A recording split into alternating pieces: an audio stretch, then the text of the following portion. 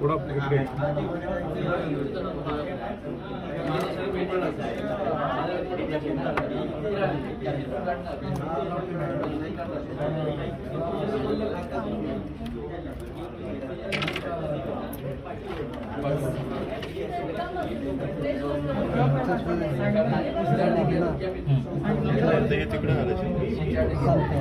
गाठ मारून घ्यायची.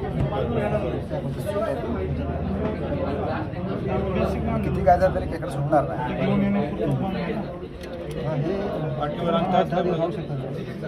हे जे आपण टाकतो ना हा बंद त्याच्यामुळे खेकडं सुटत नाही.